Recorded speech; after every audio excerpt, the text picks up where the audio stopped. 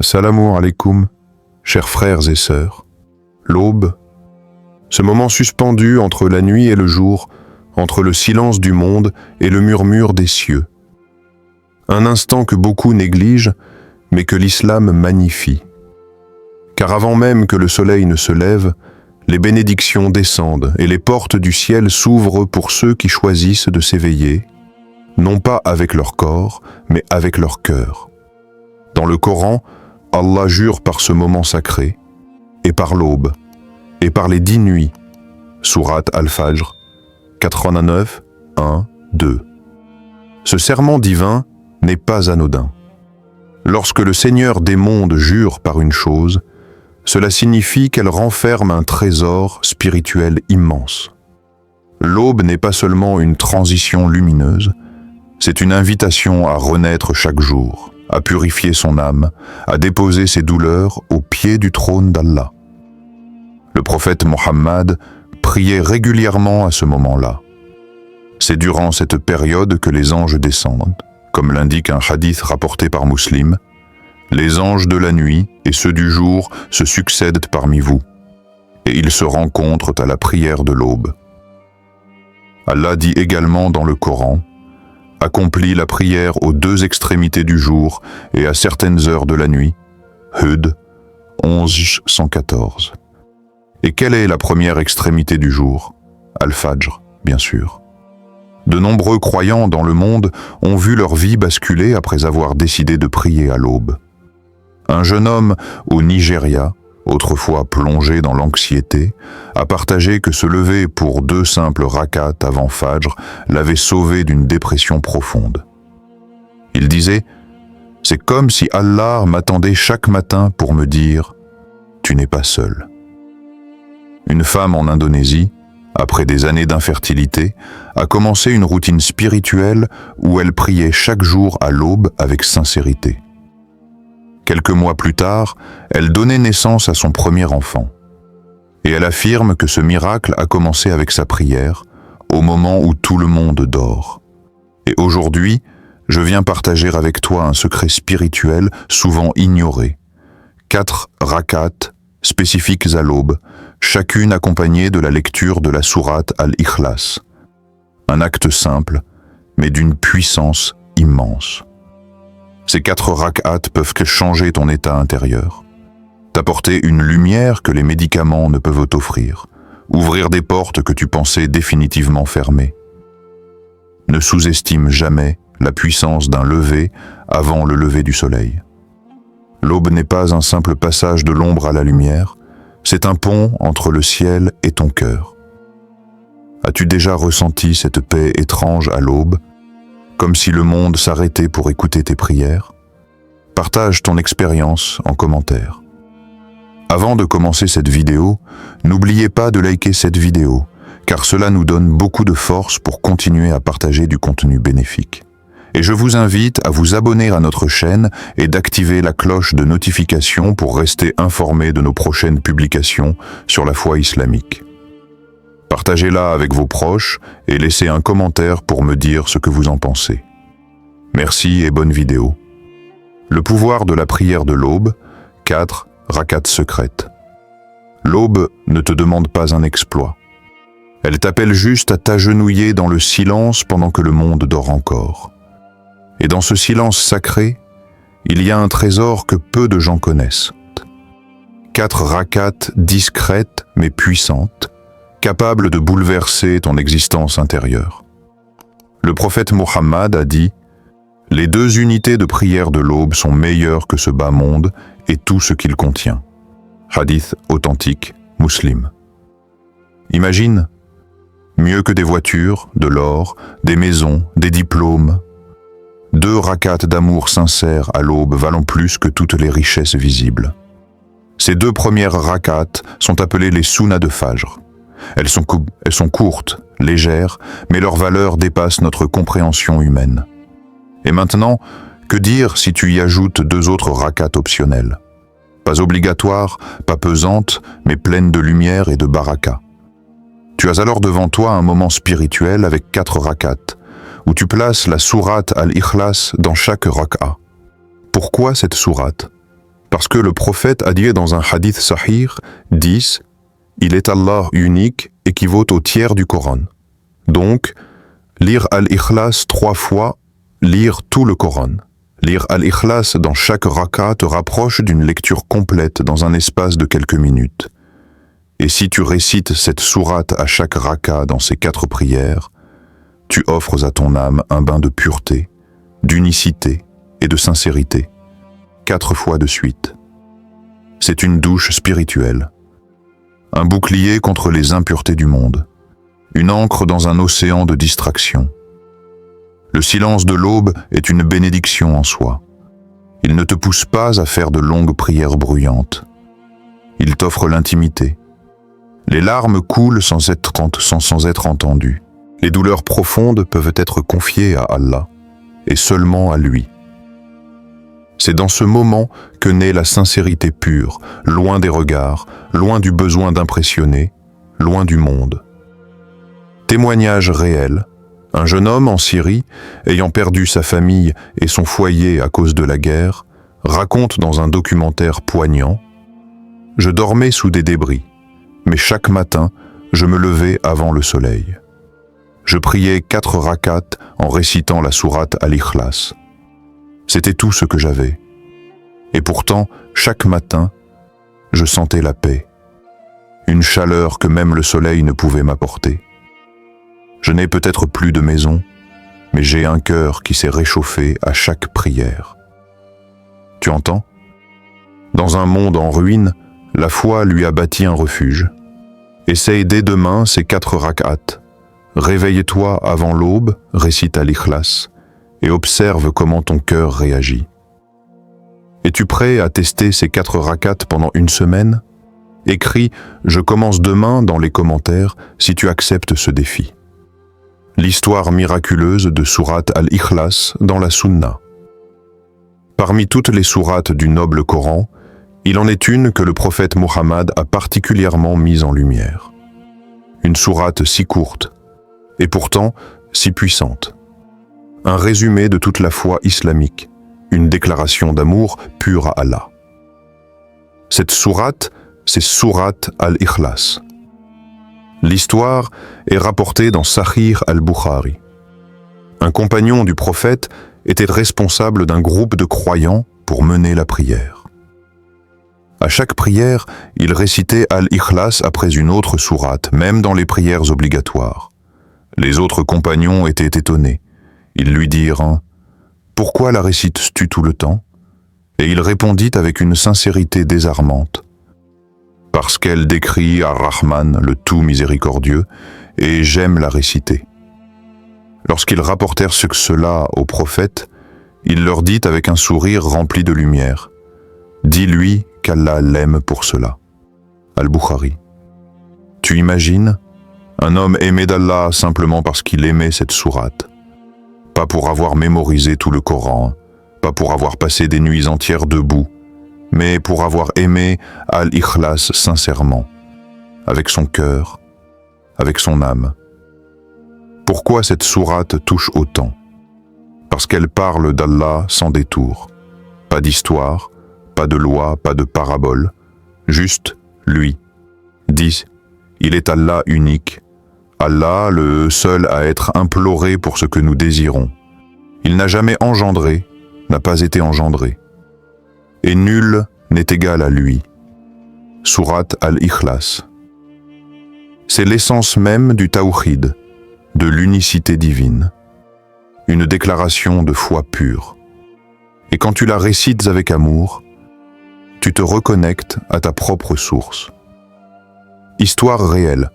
Londres, Angleterre. Une femme musulmane raconte « Je souffrais d'anxiété profonde depuis des années. Je pleurais souvent sans raison. Je n'arrivais plus à sortir de mon lit. Jusqu'au jour où je suis tombé sur un rappel disant « Lis sourate Al-Ikhlas 100 fois à l'aube. » Je l'ai fait. Le premier jour, je n'ai rien senti. Le deuxième, un léger apaisement. Au bout d'une semaine, j'ai commencé à sortir du brouillard mental. Je sentais que je parlais avec Allah à travers ces mots purs. Et pour la première fois, je me suis senti aimé dans ma solitude. Cette femme n'a pas changé le monde, mais Al-Ikhlas a changé le sien. Tu cherches l'amour d'Allah? Aime ce qu'il aime, et il aime Al-Ikhlas. Écris en commentaire « J'aime Al-Ikhlas » si toi aussi tu ressens une connexion spéciale avec cette sourate. Al-Ikhlas, un refuge contre les ténèbres intérieures. Il arrive des moments dans la vie où tout semble flou. Le cœur est lourd, l'esprit est assailli par les doutes, les peurs, les regrets et les blessures invisibles. Et parfois, dans ces ténèbres intérieures, on cherche un refuge. Quelque chose de petit, mais assez puissant pour ramener la lumière. Ce refuge, c'est Sourate Al-Ikhlas. Ce n'est pas simplement une sourate courte que l'on récite machinalement en fin de prière. Non, elle s'est appelée Al-Ikhlas, la pureté, la sincérité, la concentration sur l'unique réalité, Allah. Elle ne parle ni de loi, ni de règles, ni de récits complexes. Elle est un manifeste divin de clarté dans un monde de confusion. Et ces 4 versets, bien que brefs, sont des armes contre les ténèbres intérieures. 1, 10, il est Allah unique. Quand tu te sens seul, incompris, invisible, ce verset te rappelle que ton lien avec Allah est unique. Tu n'es pas noyé dans la masse. Tu es vu par celui qui ne ressemble à rien ni à personne. Ce verset est l'antidote à l'abandon. Il te murmure « Même si personne ne te comprend, Allah te comprend. » 2. Allah, le seul à être imploré pour ce que nous désirons. Dans un monde où l'on court derrière les gens, les diplômes, les promesses, ce verset te recentre. Demande à celui qui détient tout, implore-en un seul, car il est la source. C'est le remède contre le désespoir et les attentes déçues. Il t'apprend que la paix vient du ciel, pas des circonstances. 3. Il n'a jamais engendré, n'a pas été engendré. Ce verset détruit les fausses images d'un Dieu humain, limité, comparable. Allah est au-delà de toute projection mentale. Il t'invite à te détacher des formes, des figures, des illusions. Il brise l'idolâtrie du mental et t'ouvre à l'infini. 4. Et nul n'est égal à lui. Tu n'as besoin d'aucune validation extérieure. Allah n'a aucun égal, aucun rival. Alors pourquoi vouloir ressembler à ceux qui ne te comprennent pas? Ce verset casse l'orgueil, les comparaisons toxiques et l'attachement au regard du monde. Il dit « Détache-toi, élève-toi, appartiens à Allah ». Histoire coranique inspirante. Lorsque le prophète Muhammad partit à Taïf, il fut rejeté, insulté, lapidé. Il fut épuisé, ensanglanté, humilié. Mais dans cette nuit noire, il s'adressa à Allah dans une prière bouleversante. « Tant que tu n'es pas en colère contre moi, je ne me soucie de rien. » Ce n'est pas un verset qu'il cita, mais une attitude née de l'unicité. Il ne cherchait ni vengeance, ni justice humaine. Il s'en est remis à l'unique, le suffisant, Allah. Aujourd'hui, toi aussi, tu peux t'armer de cette lumière. Quand ton âme est assiégée, que tes pensées deviennent sombres, récite Al-Ikhlas. Pas avec précipitation, pas comme une habitude, mais comme on boit une gorgée d'eau après avoir traversé un désert. Lorsque ton âme est assiégée, récite Al-Ikhlas comme un bouclier. Chaque mot est un antidote. Quel verset d'Al-Ikhlas résonne le plus en toi? Écris-le en commentaire et dis pourquoi. L'effet de cette routine sur ta destinée. Il y a des choix silencieux qui changent des vies entières. Pas ceux qu'on partage à haute voix, ni ceux qu'on affiche sur les réseaux. Mais ceux qu'on prend dans l'obscurité d'une chambre, avant même que le soleil ne se lève. Se lever à l'aube, se laver, se tourner vers la Qibla, et offrir à Allah 4 rakats remplis de foi, de sourates courtes mais puissantes et d'intentions pures. Cela peut sembler banal pour certains, mais ceux qui l'ont expérimenté savent, ce n'est pas de la magie. C'est de la lumière divine qui entre dans ton cœur, petit à petit, jusqu'à tout transformer. Ceux qui se lèvent à l'aube pour Allah, Allah les élève. Il leur donne des intuitions que les livres n'enseignent pas. Il clarifie leur esprit. Il purifie leurs décisions. Il les protège de l'invisible et guide leurs pas avec une précision que seuls les cœurs éveillés ressentent. Le prophète nous a transmis un hadith bouleversant, rapporté par Al-Bukhari et Muslim. Notre Seigneur descend chaque nuit au ciel le plus bas, lorsqu'il ne reste que le dernier tiers de la nuit, et dit « Qui m'invoque, je lui répondrai. Qui me demande, je lui donnerai. Qui me demande pardon, je lui pardonnerai. » Tu réalises ce que cela signifie? Le Créateur de l'univers descend. Il t'attend, toi. Pas l'imam, pas les pieux, toi, même si tu es brisé, fatigué, pécheur-euse. Il tend la main vers toi, dans ce moment intime de l'aube. Histoire inspirante et réelle. France, 2023. Une sœur musulmane, diplômée en relations internationales, avait postulé dans plus de 80 postes, sans réponse.